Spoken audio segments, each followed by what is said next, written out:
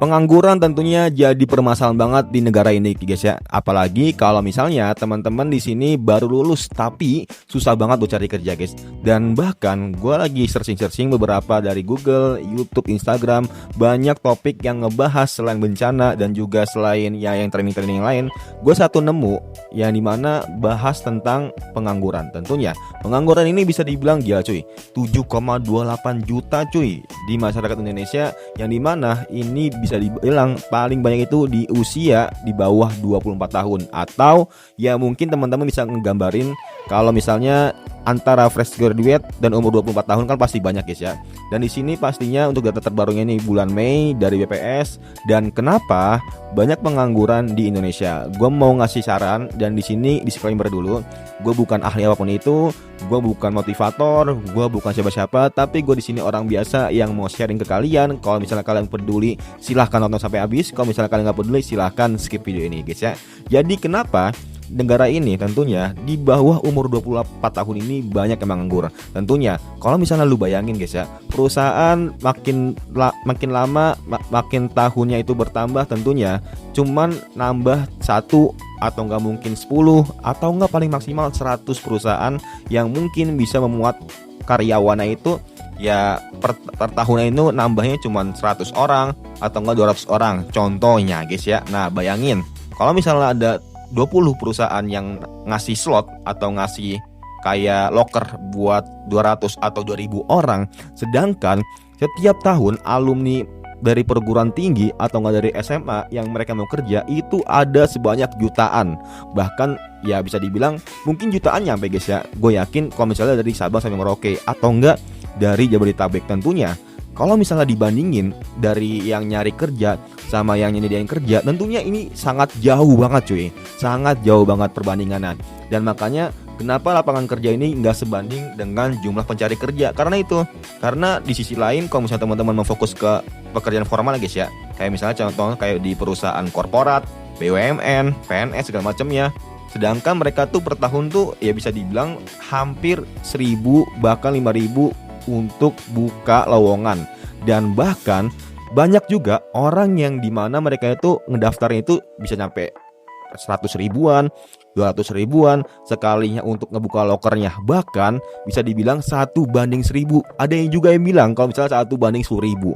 Dan tentunya kenapa banyak orang yang banting setir, yang misalnya mereka itu fokus ke teknik atau enggak anak hukum, anak apapun itu, banyak banget yang banting setir.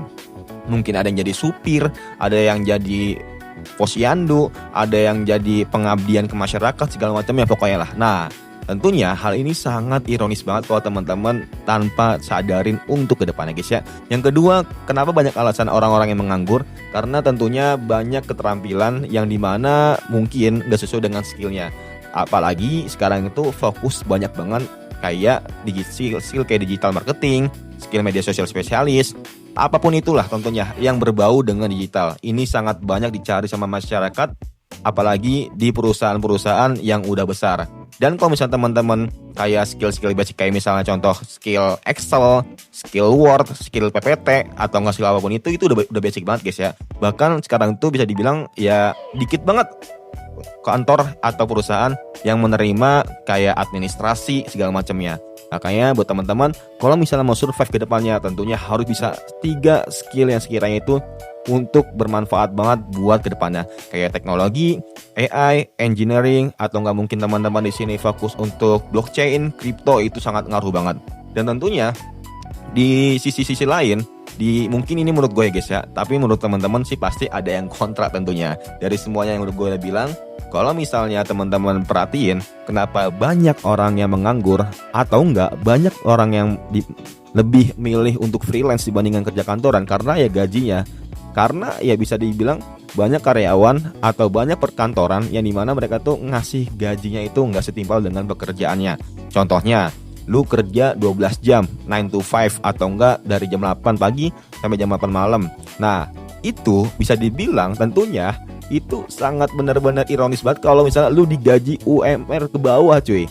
Kayak gua ada teman yang dimana dia itu kerja sebulan full, libur cuman sekali doang. Jadi kerja sebulan, habis itu dia liburan cuma sekali, dan dia itu digaji cuma 2,8 per bulan, dan itu baru lulusan S1 guys. Nah, dan dia kerjanya bisa dibilang ya emang kayak admin dan juga kayak CS segala macamnya lah. Dan tentunya ya ini tuh sangat rawan banget buat diganti sama AI atau enggak ya mungkin teknologi-teknologi ke depannya. Dan lebih parahnya lagi tadi gue bilang perbudakan modern. Ini sangat benar-benar ya, kalau teman-teman mau sih oke aja nggak apa-apa guys ya. Tapi sebisa mungkin kalau misalnya kayak gini, kerja di kayak gitu tuh, itu benar-benar tekanannya udah oke, gajinya nggak seberapa, ya capeknya iya, stresnya iya, di pressure-nya iya, gila bro.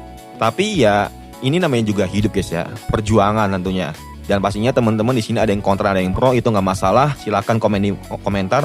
Kalau menurut lu gimana guys ya? Kira-kira kenapa sih banyak orang yang pengangguran, apalagi di era sekarang, atau enggak ya banyak mereka yang susah untuk mencari pekerjaan? Coba tulis di kolom komentar. Jangan sampai teman-teman dapat pekerjaan yang dimana dijadikan untuk perbudakan modern di zaman sekarang. Semoga bermanfaat and see you next time. Bye.